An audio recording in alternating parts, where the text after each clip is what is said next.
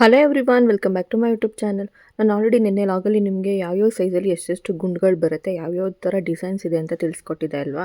ಆ ರೀತಿ 1 ಗ್ರಾಮಲ್ಲಿ ನೀವು ಯಾವ ಗುಂಡುಗಳನ್ನ ತೊಗೊಂಡ್ರೆ, ಯಾವ ಸೈಜಲ್ಲಿ ತೊಗೊಂಡ್ರೆ ಯಾವ್ಯಾವ ಥರ ಡಿಸೈನ್ ಮಾಡಿಸ್ಕೋಬೋದು ಅನ್ನೋದನ್ನು ಇವತ್ತಿನ ಲಾಗಲ್ಲಿ ತಿಳಿಸ್ಕೊಡ್ತಾ ಇದ್ದೀನಿ.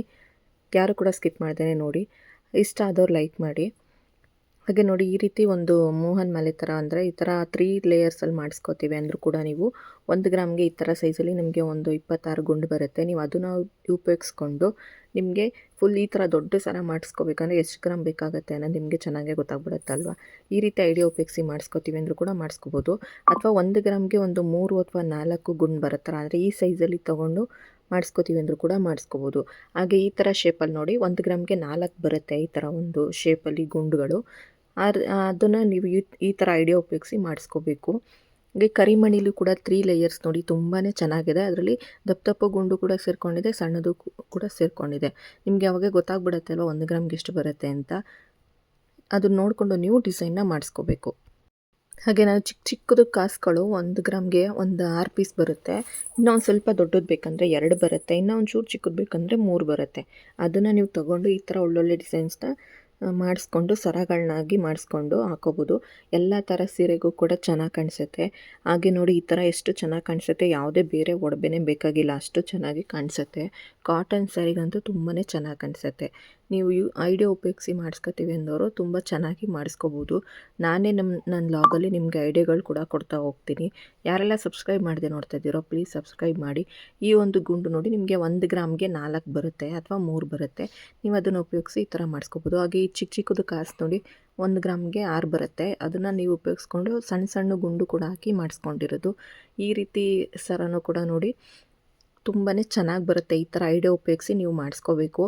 ಆವಾಗ ನೀವು ಕಾಟನ್ ಸ್ಯಾರಿ ಅಥವಾ ಮೈಸೂರು ಸಿಲ್ಕ್ ಅಂತೂ ಇವಾಗ ತುಂಬಾ ಫ್ಯಾಷನ್ನು ಅಥವಾ ಟ್ರೆಂಡಿಂಗಲ್ಲಿರೋಂಥ ಸ್ಯಾರಿ ಆಗಿದೆ ಅಲ್ವಾ, ಅದರಿಂದ ತುಂಬಾ ಚೆನ್ನಾಗಿ ಕಾಣಿಸುತ್ತೆ. ಹಾಗೆ ಇದ್ರ ಬಗ್ಗೆನೂ ಕೂಡ ನಾನು ಆಲ್ರೆಡಿ ಹಳೆಯ ವಿಡಿಯೋದಲ್ಲೇ ನಿಮಗೆ ತಿಳಿಸ್ಕೊಟ್ಟಿದ್ದೀನಿ. 1 ಗ್ರಾಮ್ಗೆ ಇದು 3 ಪೀಸು ಬರುತ್ತೆ, 2 ಪೀಸು ಬರುತ್ತೆ. ನೋಡಿ ಈ ರೀತಿ ನೀವು ಪೋಣಿಸ್ಕೋಬೇಕು ಅಷ್ಟೇ. ಅಂದರೆ ನಾವೇ ಮಾಡಿಕೊಡಿ ಅಂತ ಕೊಟ್ಟರೆ ಅವ್ರೇನು ಮಾಡ್ತಾರೆ, ಚೈನ್ನ ಉಪಯೋಗಿಸಿ ಮಾಡ್ತಾರಲ್ವ, ಅದರಿಂದ ನಮಗೆ ಚಿನ್ನ ಜಾಸ್ತಿ ಬೇಕಾಗುತ್ತೆ. ಅಥವಾ ನಾವೇನು ಮಾಡಬೇಕು, 1 ಗ್ರಾಮ್ಗೆ ನಮಗೆ ಈ ಥರ ಸರ ಮಾಡ್ಕೋಬೇಕು ಅಂತ ಏನಾದರೂ ಒಂದು ನಮಗೆ ಅನ್ನಿಸ್ತಿದ್ರೆ, ಅಂದರೆ ನಮಗೆ ಯಾವುದು ಡಿಸೈನ್ ಇಷ್ಟ ಆಗುತ್ತೋ ಅದನ್ನು ಒಂದು ಸ್ಕ್ರೀನ್ಶಾಟ್ ತೊಗೊಂಡು ಅದಕ್ಕೆ 1 ಗ್ರಾಮಲ್ಲಿ ಈ ಗುಂಡು ಎಷ್ಟು ಬರುತ್ತೆ ಅನ್ನೋದನ್ನು ತಿಳ್ಕೊಬೇಕು. ನಾನು ಅದು ಎಷ್ಟೆಷ್ಟು ಬರುತ್ತೆ ಅನ್ನೋದನ್ನು ಕೂಡ ನಾನು ಹಳೆಯ ವಿಡಿಯೋದಲ್ಲಿ ನಿಮಗೆ ತಿಳಿಸಿದ್ದೀನಿ. ಯಾರಾದರೂ ನೋಡಿಲ್ಲ ಅಂದರೆ ನೋಡಿ. ಅದನ್ನು ತಿಳ್ಕೊಂಡು ಯಾವ ಡಿಸೈನ್ ಮಾಡಿಕೊಂಡ್ರೆ ಚೆನ್ನಾಗಿ ಬರುತ್ತೆ ಅನ್ನೋದು ನಿಮಗೇ ಐಡಿಯಾ ಬಂದುಬಿಡುತ್ತೆ. ಆವಾಗ ನೀವು ಅದನ್ನು ಆ ಐಡಿಯಾದ ಮುಖಾಂತರ ನೀವು ಯಾವ ಡಿಸೈನ್ ಬೇಕೋ ಆ ಡಿಸೈನೇ ಮಾಡಿಸ್ಕೋಬೋದು. ನಾನು ಹೇಳಿರೋಂಥ ಅಂಗಡಿ ಬಂದು ಮೈಸೂರಲ್ಲಿ ಅಶೋಕ ರೋಡು ಭಾರತ್ ಜ್ಯುವೆಲರ್ಸ್ ಅಂತ.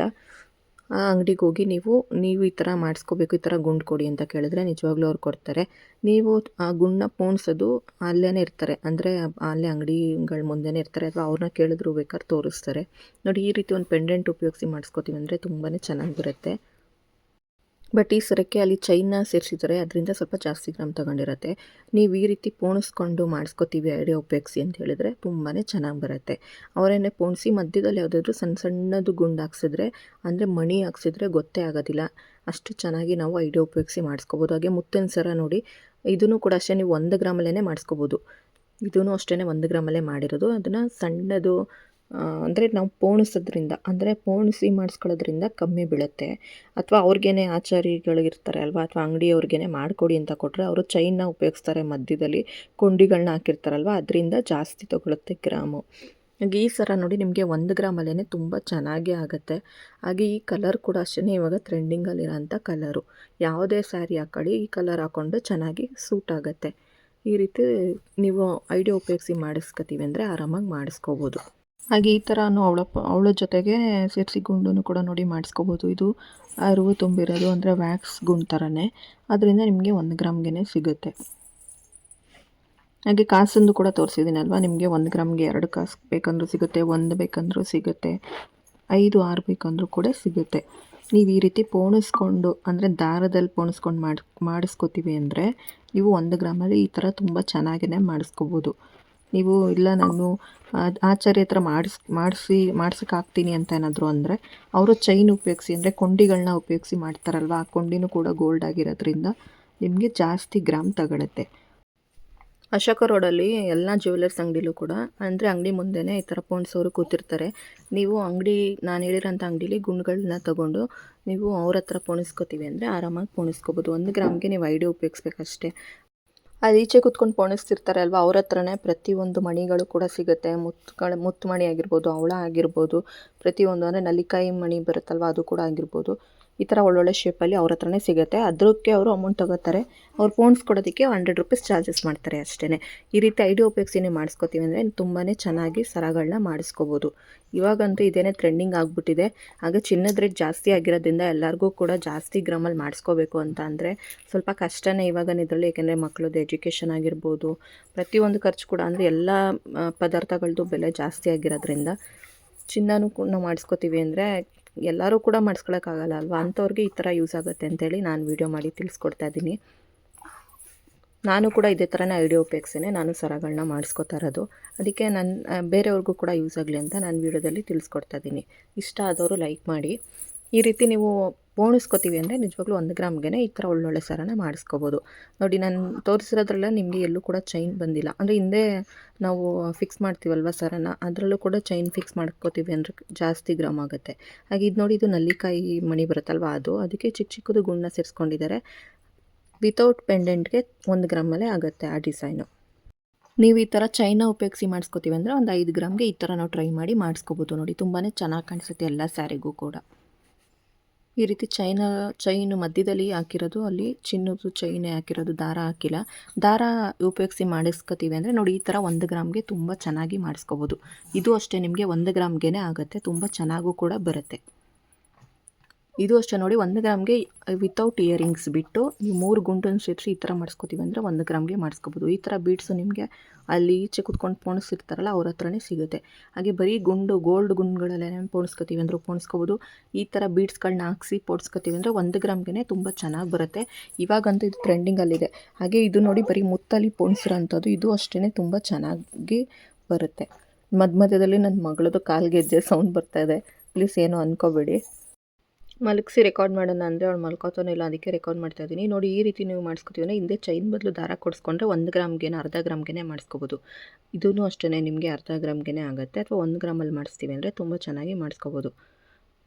ನೋಡಿ 1 ಗ್ರಾಮಲ್ಲಿ ಮುಂದೆ ದಪ್ಪ ಇರೋಂಥ ಗುಂಡನ್ನ ನೀವು ಜಾಸ್ತಿ ತೊಗೊಂಡು ಚಿಕ್ಕ ಚಿಕ್ಕದು ಒಂದು 4 ತೊಗೊಂಡು ಈ ಥರನೂ ಮಾಡ್ಕೋಬೋದು. ಹಾಗೆ ಮುತ್ತನ್ನ ಉಪಯೋಗಿಸಿ ಈ ಥರ ಡಿಸೈನ್ಸಲ್ಲೂ ಕೂಡ ಮಾಡ್ಕೋಬೋದು. ಈಗ 2 ಲೇಯರು 3 ಲೇಯರ್ ಈ ಥರನೇ ಫ್ಯಾಷನ್ ಇರೋದ್ರಿಂದ ನೀವು ಈ ರೀತಿ ಮಾಡಿಸಿ ಕೂಡ ಹಾಕೋಬೋದು. ತುಂಬಾ ಚೆನ್ನಾಗಿ ಕಾಣಿಸುತ್ತೆ. ಒಳ್ಳೊಳ್ಳೆ ಕಲರ್ಸ್ಗಳನ್ನ ನೀವು ಚಾಯ್ಸ್ ಮಾಡ್ಕೋಬೇಕು. ಹಾಗೆ ಡಿಸೈನ್ಸು ಅಷ್ಟೇ.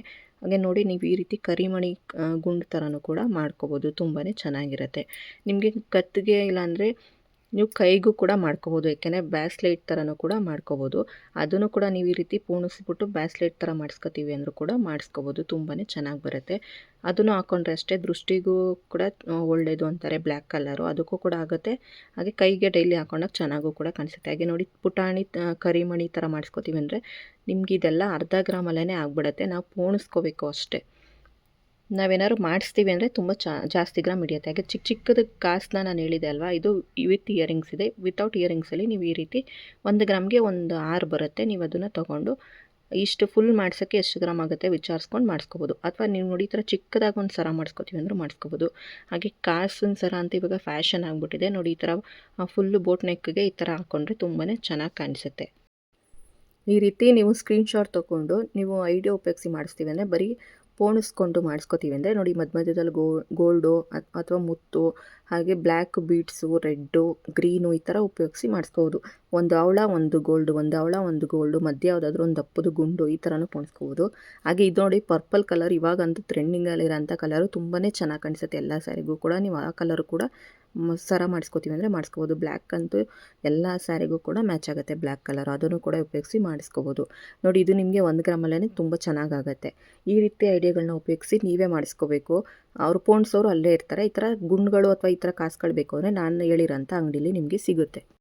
ಹಾಗೆ ಅಂಗಡಿ ಅಡ್ರೆಸ್ ಕೂಡ ಎಲ್ಲ ವಿಡಿಯೋದಲ್ಲೂ ಕೊಟ್ಟಿರ್ತೀನಿ. ಇಲ್ಲಾಂದರೆ ನಂದು ಅಂಗಡಿ ಇರೋಂಥ ಅಂದರೆ ಅಂಗಡಿದು ವಿಡಿಯೋನೇ ಇದೆ, ಅದನ್ನೇ ಚೆಕ್ ಮಾಡಿ ಅದರಲ್ಲೇ ನೀವು ನೋಡ್ಕೋಬೋದು ಅಂಗಡಿ ಯಾವುದು ಅಂತ. ಇವತ್ತಿನ ವ್ಲಾಗ್ ಇಷ್ಟ ಆಗಿದ್ರೆ ಲೈಕ್ ಮಾಡಿ, ಆದಷ್ಟು ಸಬ್ಸ್ಕ್ರೈಬ್ ಮಾಡಿ. Thank you.